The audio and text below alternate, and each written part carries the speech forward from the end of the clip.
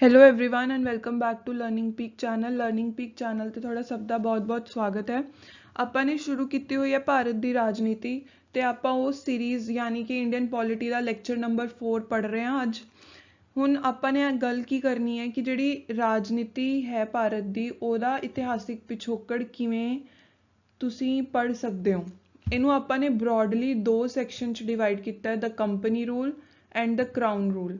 ਦ company rule यानी कि east India company ਜਿਹੜੀ ਕਿ ਭਾਰਤ 'ਚ ਆਈ ਸੀ 16ਵੀਂ ਸਦੀ ਦੇ ਆਸ-ਪਾਸ ਤੇ ਉਹਨੇ ਆਲਮੋਸਟ 18ਵੀਂ ਸਦੀ ਦੇ ਮੱਧ 'ਚ ਭਾਰਤ ਤੇ ਆਪਣੀ ਹਕੂਮਤ ਕੀਤੀ ਤੇ ਜਿੰਨੀ ਵੀ ਵੈਲਥ ਸੀ, ਜਿੰਨਾ ਵੀ ਉਰੇ ਇੰਪੋਰਟੈਂਟ ਚੀਜ਼ਾਂ ਸੀਗੀਆਂ, ਵੈਲਥ ਸੀਗੀ, ਪੈਸੇ ਸੀਗੇ, ਵਪਾਰ ਸੀ, ਉਹਦੇ ਰਾਹੀਂ ਉਹਨਾਂ ਨੇ ਭਾਰਤ ਨੂੰ ਆਪਣੇ ਕਾਬੂ 'ਚ ਕੀਤਾ ਹੋਇਆ ਸੀ ਤੇ ਜੋ ਵੀ ਸੀ ਉਹ ਸਾਰਾ ਕੁਝ ਡਰੇਨ ਕਰਕੇ ਯੂਰਪ ਦੇ ਡਿਫਰੈਂਟ ਜਿਹੜੀ ਕੰਟਰੀਜ਼ ਨੇ ਉੱਥੇ ਲੈ ਗਏ ਸੀਗੇ।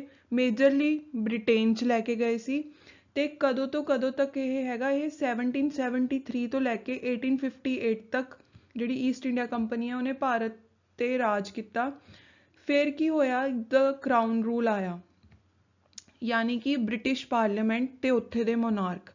ਹੁਣ ਜਦੋਂ ਉਹਨਾਂ ਨੂੰ ਪਤਾ ਚੱਲ ਰਿਹਾ ਸੀਗਾ ਕਿ ਜਿਹੜੀ ਈਸਟ ਇੰਡੀਆ ਕੰਪਨੀ ਹੈ ਉਹ ਸਭ ਤੋਂ ਵੀ ਜ਼ਿਆਦਾ ਪਾਵਰਫੁਲ ਹੋ ਰਹੀ ਹੈ ਤਾਂ ਉਹਨਾਂ ਨੇ ਕੁਝ ਰੈਗੂਲੇਟਿੰਗ ਐਕਟ ਕੱਢੇ ਤੇ ਕੁਝ ਉਰੇ ਉਹਨਾਂ ਨੇ ਚਾਰਟਰ ਐਕਟ ਕੱਢੇ ਕਿਹਨੂੰ ਕੰਟਰੋਲ ਕਰਨ ਲਈ, ਈਸਟ ਇੰਡੀਆ ਕੰਪਨੀ ਲਈ ਤੇ ਉਹਦੀ ਵਰਕਿੰਗ ਨੂੰ ਕੰਟਰੋਲ ਕਰਨ ਲਈ। ਹੁਣ ਕੀ ਹੋਇਆ ਕਿ ਜਦੋਂ ਕੰਪਨੀ ਰੂਲ ਖਤਮ ਹੋਇਆ 1858 'ਚ, ਜਦੋਂ ਮੰਗਲ ਪਾਂਡੇ ਦੀ ਫੇਮਸ ਲੜਾਈ ਹੋਈ ਸੀ, ਝਾਂਸੀ ਦੀ ਰਾਣੀ ਨੇ ਰਿਵੋਲਟ ਕੀਤੀ ਸੀ ਜਿਹਨੂੰ ਆਪਾਂ ਫਰਸਟ ਬੈਟਲ ਆਫ ਇੰਡੀਪੈਂਡੈਂਸ ਵੀ ਕਹਿੰਦੇ ਹਾਂ, ਜਿਹੜੀ 1857 'ਚ ਹੋਈ ਸੀ। ਉਸ ਤੋਂ ਬਾਅਦ ਜਿਹੜੀ ਬ੍ਰਿਟੇਨ ਦੀ ਪਾਰਲੀਮੈਂਟ ਸੀ ਤੇ ਉੱਥੇ ਦੇ ਮੋਨਾਰਕ ਸੀ। ਹੁਣ ਦੇਖੋ ਉਰੇ ਕਨਫਿਊਜ਼ ਨਾ ਹੋਈਓ, ਬ੍ਰਿਟੇਨ 'ਚ ਉੱਥੇ ਦੀ ਰਾਣੀ ਵੀ ਸੀ ਜੋ ਇੰਡੀਆ ਦੇ ਪ੍ਰੈਜ਼ੀਡੈਂਟ ਦੇ ਲੈਵਲ ਤੇ ਹੈ, ਯਾਨੀ ਕਿ ਉੱਥੇ ਸਟੈਂਪ ਜਿਹੜੀ ਹੈ ਜਿਹਨੂੰ ਆਪਾਂ ਭਾਰਤ ਦੇ ਪ੍ਰੈਜ਼ੀਡੈਂਟ ਨੂੰ ਇੱਕ ਰਬੜ ਸਟੈਂਪ ਵੀ ਬੋਲਦੇ ਹਾਂ।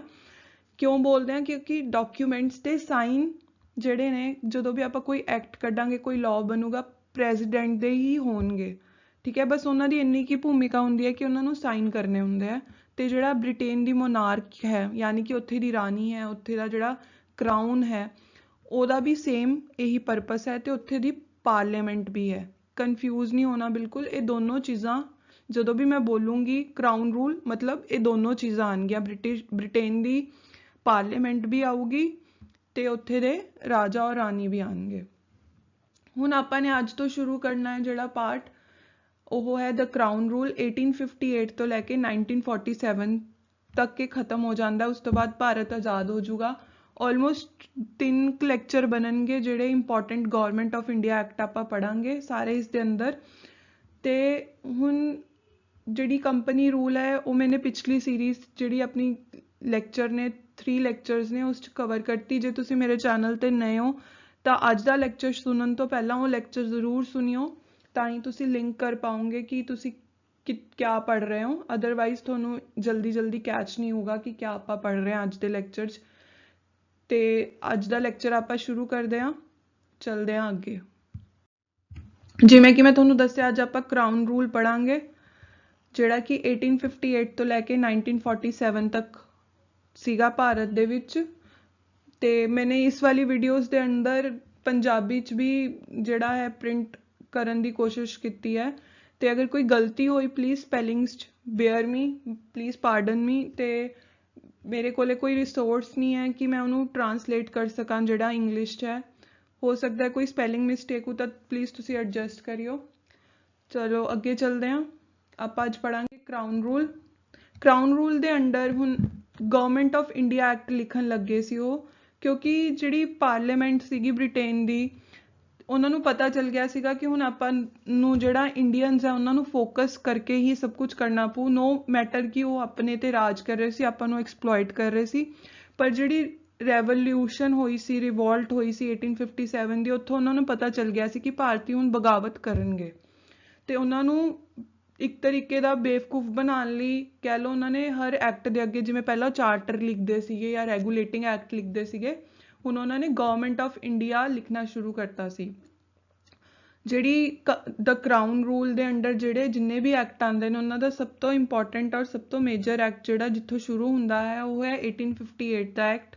ਹੁਣ ਇਸ ਐਕਟ 'ਚ ਕੀ ਹੋਇਆ ਸੀਗਾ ਕਿ ਜਦੋਂ 1857 ਦਾ ਵਿਦਰੋਹ ਹੋਇਆ ਸੀ ਉਸ ਤੋਂ ਬਾਅਦ ਇਹਨਾਂ ਨੇ ਕੀ ਕੀਤਾ ਕਿ ਜਿਹੜੇ ਭਾਰਤ ਦੇ ਅੰਦਰ ਉਹਨਾਂ ਨੇ ਆਪਣੀ ਸਰਕਾਰ ਨੂੰ ਬਣਾਇਆ, ਉਹਨਾਂ ਨੇ ਇਹ ਕਹਿ ਕੇ ਬਣਾਇਆ ਕਿ ਇਹ ਐਕਟ ਫॉर ਗੁੱਡ ਗਵਰਨੈਂਸ ਹੈ, ਮਤਲਬ ਭਾਰਤ ਨੂੰ ਉਹ ਬਿਹਤਰ ਤਰੀਕੇ ਨਾਲ ਕੰਟਰੋਲ ਕਰਨਾ ਚਾਹੁੰਦੇ ਨੇ, ਉਰੇ ਦਾ ਸ਼ਾਸਨ ਚਲਾਉਣਾ ਚਾਹੁੰਦੇ ਨੇ ਤੇ ਲੋਕਾਂ ਨੂੰ ਜਿਹੜੇ ਭਾਰਤ ਦੇ ਲੋਕ ਨੇ ਉਹਨਾਂ ਦੇ ਬਾਰੇ ਸੋਚ ਰਹੇ ਨੇ। ਇਸ ਕਰਕੇ ਉਹਨਾਂ ਨੇ ਈਸਟ ਇੰਡੀਆ ਕੰਪਨੀ ਨੂੰ ਹਟਾਤਾ ਤੇ ਉਰੇ ਡਾਇਰੈਕਟਲੀ ਪਾਰਲੀਮੈਂਟ ਆ ਗਈ ਬ੍ਰਿਟੇਨ ਦੀ ਰਾਜ ਕਰਨ ਲਈ ਤੇ ਜਿੰਨੀ ਵੀ ਪਾਵਰ ਸੀਗੀਆਂ transferred power of East India Company to the crown. ਇਹ ਮੈਂ ਬਹੁਤ ਵਾਰ ਰਿਪੀਟ ਕਰ ਚੁੱਕੀ ਹਾਂ ਕਿ ਈਸਟ ਇੰਡੀਆ ਕੰਪਨੀ ਨੇ ਜਿੰਨੀ ਵੀ ਆਪਣੀ ਪਾਵਰ ਸੀਗੀਆਂ ਬਾਏ ਹੁੱਕ ਔਰ ਕਰੁਕ ਉਹਨਾਂ ਨੇ ਬ੍ਰਿਟੇਨ ਦੀ ਜਿਹੜੀ ਸਰਕਾਰ ਸੀ ਉਹਨਾਂ ਨੇ ਲੈ ਲਈਆਂ ਸੀ। ਹੁਣ ਅੱਗੇ ਚੱਲਦੇ ਹਾਂ, ਤੁਸੀਂ ਪੰਜਾਬੀ 'ਚ ਟਰਾਂਸਲੇਸ਼ਨ ਦੇਖ ਸਕਦੇ ਹੋ ਤਾਂ ਮੈਨੇ ਉਹੀ ਉੱਤੇ ਐਕਸਪਲੇਨ ਕੀਤਾ ਹੈ, ਸਪੈਲਿੰਗ ਮਿਸਟੇਕ ਨੂੰ ਬੇਅਰ ਕਰਿਓ। ਨੈਕਸਟ ਚੱਲਦੇ ਹਾਂ ਆਪਾਂ। ਹੁਣ ਕੀ ਹੋਇਆ ਕਿ ਜਿਹੜਾ ਗਵਰਨਮੈਂਟ ਆਫ ਇੰਡੀਆ ਐਕਟ 1858 ਸੀ ਉਸ 'ਚ ਜਿਹੜੀਆਂ ਮੇਜਰ ਚੇਂਜਸ ਸੀਗੀਆਂ ਯਾਨੀ ਕਿ ਮੁੱਖ ਤਬਦੀਲੀਆਂ ਸੀਗੀਆਂ ਜਿਹੜੀਆਂ ਉਹ ਕਿਹੜੀਆਂ ਸੀਗੀਆਂ।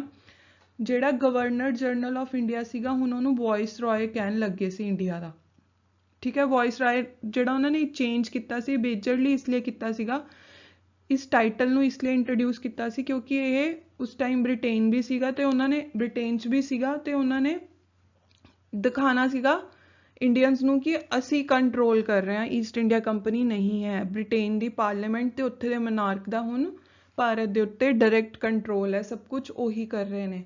ਫਿਰ viceroy directly represent the crown in India. ਉਹੀ ਗੱਲ ਕਿ ਵਾਇਸ ਰਾਏ ਸੀਗਾ ਉਹ ਡਾਇਰੈਕਟਲੀ ਕਿਹਨੂੰ ਰਿਪਰੈਜ਼ੈਂਟ ਕਰ ਰਿਹਾ ਸੀਗਾ, ਕਿਹਦੇ ਲਈ ਕੰਮ ਕਰ ਰਿਹਾ ਸੀਗਾ, ਉੱਥੇ ਦੇ ਰਾਜਾ ਰਾਣੀ ਔਰ ਪਾਰਲੀਮੈਂਟ ਲਈ।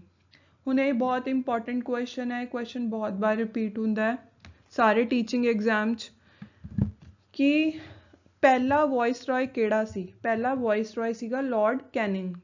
Lord Canning was the first viceroy of India under British rule, ठीक है। तो ਇਹਨੂੰ ਹੀ ਆਪਾਂ ਜੇ ਥੋੜਾ ਐਗਜ਼ਾਮੀਨਰ ਟ੍ਰਿਕੀ ਕੁਐਸਚਨ ਪਾਏ ਤਾਂ ਉਹ ਕੀ ਪਾ ਸਕਦਾ ਕਿ who was the last governor general of India, ਤਾਂ ਇਹਦਾ ਆਨਸਰ ਵੀ ਲਾਰਡ ਕੈਨਿੰਗ ਹੈ।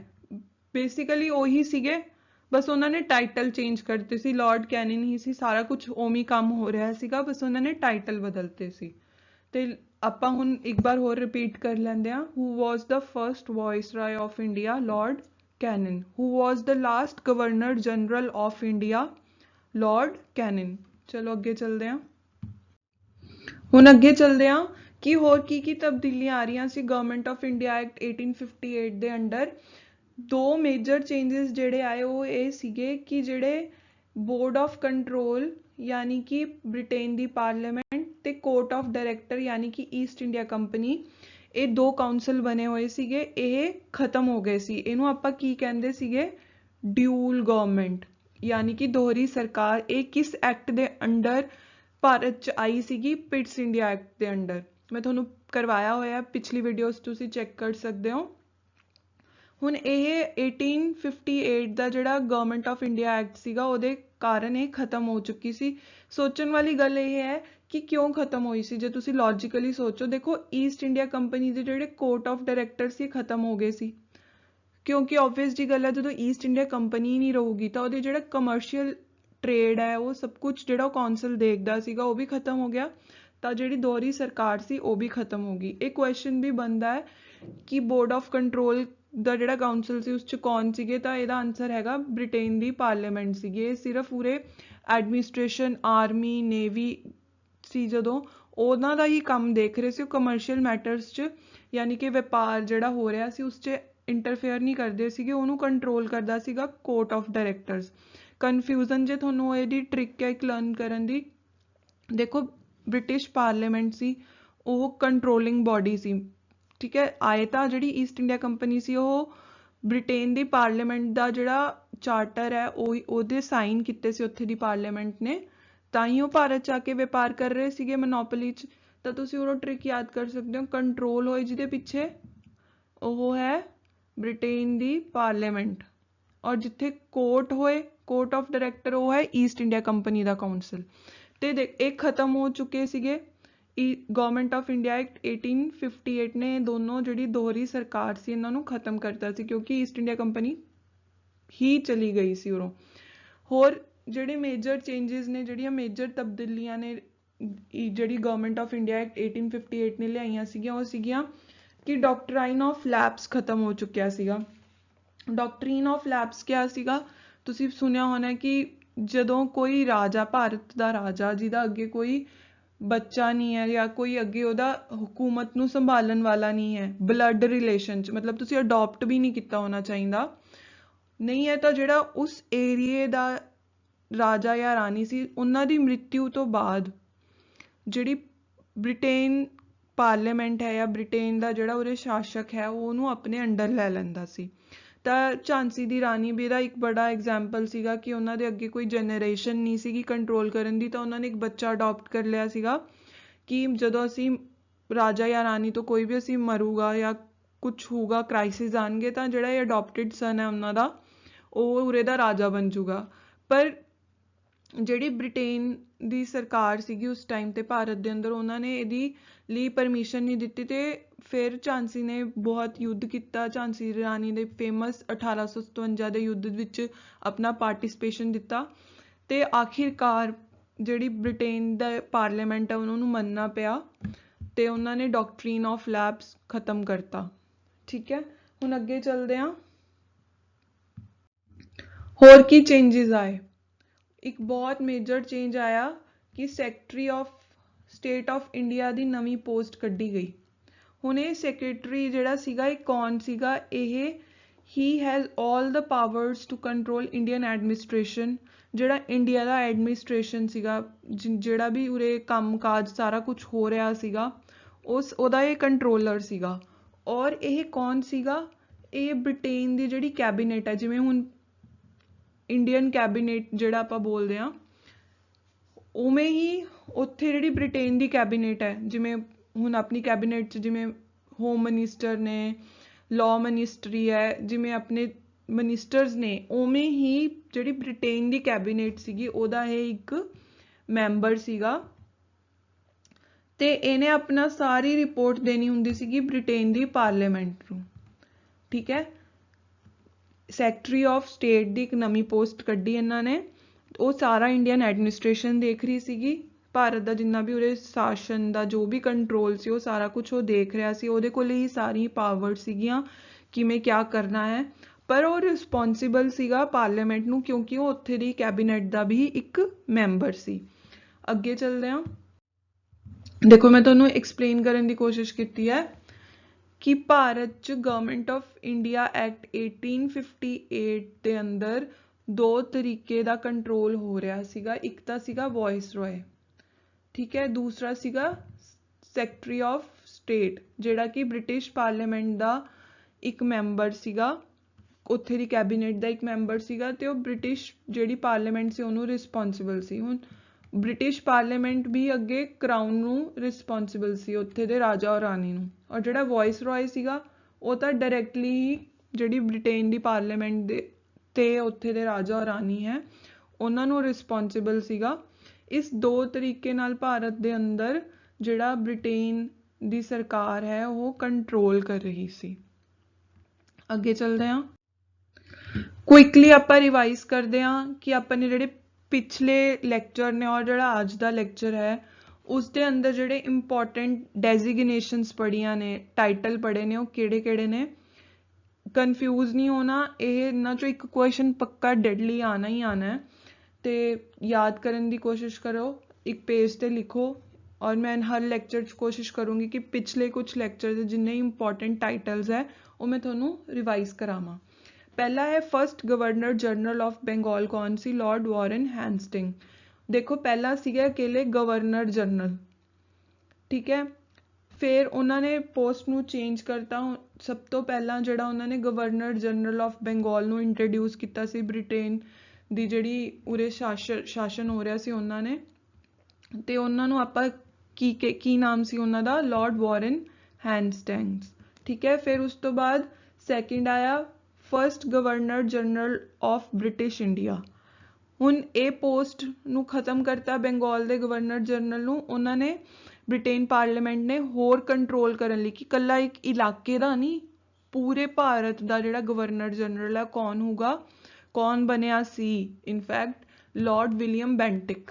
ਲਾਰਡ ਵਿਲੀਅਮ ਬੈਂਟਿਕ ਫਿਰ ਸੀ ਫਸਟ ਵਾਇਸਰॉय ਆਫ ਇੰਡੀਆ, ਜਦੋਂ ਭਾਰਤ ਦੇ ਉੱਪਰ ਡਾਇਰੈਕਟ ਕੰਟਰੋਲ ਕੀਤਾ 1858 ਦੇ ਗਵਰਨਮੈਂਟ ਆਫ ਇੰਡੀਆ ਐਕਟ ਦੇ ਨਾਲ, ਤਾਂ ਉਹਨਾਂ ਨੇ ਇੱਕ ਪੋਸਟ ਕੱਢਤੀ, ਕੀ ਸੀ ਉਹਦਾ ਨਾਮ, ਵਾਇਸਰॉय ਆਫ ਬ੍ਰਿਟਿਸ਼ ਇੰਡੀਆ। ਕੌਣ ਸੀਗਾ, ਲਾਰਡ ਕੈਨਨ। ਹੁਣ ਇੱਕ ਹੋਰ ਇੰਟਰਸਟਿੰਗ ਫੈਕਟ ਤੁਹਾਨੂੰ ਮੈਂ ਦੱਸਦੀ ਹਾਂ ਕਿ ਜਦੋਂ ਈਸਟ ਇੰਡੀਆ ਕੰਪਨੀ ਸੀਗੀ ਭਾਰਤ ਦੇ ਵਿੱਚ, ਉਦੋਂ ਮੁਗਲਸ ਵੀ ਸੀ, ਜਿਹੜੇ ਮੁਗਲ ਉਹ ਵੀ ਆਪਣੇ ਤੇ ਸ਼ਾਸਨ ਕਰ ਰਹੇ ਸੀ। ਪਰ ਜਦੋਂ 1857 ਦਾ ਯੁੱਧ ਹੋਇਆ, ਉਸ ਤੋਂ ਬਾਅਦ ਜਿਹੜੇ ਮੁਗਲ ਸੀਗੇ ਉਹ ਵੀ ਭਾਰਤ ਤੋਂ ਇੱਕ ਤਰੀਕੇ ਦੇ ਬਿਲਕੁਲ ਹੀ ਖਤਮ ਹੋ ਚੁੱਕੇ ਸੀਗੇ, ਉਹਨਾਂ ਦਾ ਰਾਜ ਵੀ ਖਤਮ ਹੋ ਚੁੱਕਿਆ ਸੀ ਤੇ ਭਾਰਤ ਦੇ ਉੱਪਰ ਸਿਰਫ ਕੱਲਾ ਕੰਟਰੋਲ ਸੀਗਾ, ਉਹ ਸੀਗਾ ਬ੍ਰਿਟਿਸ਼ ਪਾਰਲੀਮੈਂਟ ਦਾ ਤੇ ਉੱਥੇ ਦੀ ਮੋਨਾਰਕ ਦਾ। ਉਹ ਕੱਲੇ ਹੀ ਉਰੇ ਰੂਲ ਕਰ ਰਹੇ ਸੀ, ਇਸ ਲਈ ਭਾਰਤ ਦੀ ਜਿਹੜੀ ਦਸ਼ਾ ਸੀਗੀ ਉਹ ਬਹੁਤ ਜ਼ਿਆਦਾ ਖਰਾਬ ਹੋ ਰਹੀ ਸੀ ਤੇ ਭਾਰਤੀ ਬਗਾਵਤ ਵੀ ਕਰਨੀ ਸ਼ੁਰੂ ਕਰਤੀ ਸੀ ਭਾਰਤ ਨੇ, ਉਰੇ ਦੇ ਲੋਕਾਂ ਨੇ, ਕਿ ਸਾਨੂੰ ਆਜ਼ਾਦੀ ਦਿਓ। ਤੇ ਅਗਲੇ ਲੈਕਚਰਸ 'ਚ ਆਪਾਂ ਆਉਣ ਵਾਲੇ ਲੈਕਚਰਸ ਪੜਾਂਗੇ ਗਵਰਨਮੈਂਟ ਆਫ ਇੰਡੀਆ ਐਕਟ 1861, ਫਿਰ 1892 ਆਊਗਾ, ਫਿਰ ਦੋ ਹੋਰ ਨੇ ਮੇਜਰ ਇੰਪੋਰਟੈਂਟ 1909 ਦਾ ਤੇ 1919 ਦਾ ਜਿਹੜਾ ਗਵਰਨਮੈਂਟ ਆਫ ਇੰਡੀਆ ਐਕਟ ਹੈ। ਉਸ ਤੋਂ ਬਾਅਦ ਇੰਡੀਪੈਂਡੈਂਸ ਐਕਟ ਆਊਗਾ ਤੇ ਆਪਣਾ ਜਿਹੜਾ ਹਿਸਟੋਰੀਕਲ ਬੈਕਗਰਾਉਂਡ ਹੈ, ਯਾਨੀ ਕਿ ਇਤਿਹਾਸਿਕ ਪਿਛੋਕੜ ਭਾਰਤੀ ਰਾਜਨੀਤੀ ਦੀ, ਉਹ ਖਤਮ ਹੋ ਜੂਗੀ। ਫਿਰ ਆਪਾਂ ਫੰਡਾਮੈਂਟਲ ਰਾਈਟਸ ਪੜਾਂਗੇ ਤੇ ਹੌਲੀ ਹੌਲੀ ਆਪਣਾ ਸਾਰਾ ਸਿਲੇਬਸ ਖਤਮ ਹੋ ਜੂਗਾ। ਜਦੋਂ ਆਪਣਾ ਇਹ ਵਾਲਾ ਪੋਰਸ਼ਨ ਖਤਮ ਹੋਊਗਾ ਤਾਂ ਮੈਂ ਕੁਛ ਜਿਹੜੇ 25-30 ਇੰਪੋਰਟੈਂਟ ਕੁਐਸਚਨਸ ਨੇ ਇਸ ਸੈਕਸ਼ਨ ਦੇ, ਉਹਨਾਂ ਦੇ MCQ ਤੁਹਾਡੇ ਨਾਲ ਸ਼ੇਅਰ ਕਰੂੰਗੀ। ਪਲੀਜ਼ ਨਏ ਹੋ ਤਾਂ ਚੈਨਲ ਨੂੰ ਸਬਸਕ੍ਰਾਈਬ ਕਰੋ ਤੇ ਜਿਨ੍ਹਾਂ ਨੇ ਮੇਰੇ ਚੈਨਲ ਨੂੰ ਸਬਸਕ੍ਰਾਈਬ ਕੀਤਾ ਉਹਨਾਂ ਨੂੰ ਥੈਂਕ ਯੂ ਸੋ ਮਚ। ਤੇ ਆਪਾਂ ਜਲਦੀ ਮਿਲਦੇ ਹਾਂ ਅਗਲੀ ਵੀਡੀਓ 'ਚ। ਕੁਛ ਵੀ ਤੁਹਾਡਾ ਫੀਡਬੈਕ ਹੋਏ ਪਲੀਜ਼ ਕਮੈਂਟ ਸੈਕਸ਼ਨ 'ਚ ਦੱਸੋ ਮੈਨੂੰ। Thank you.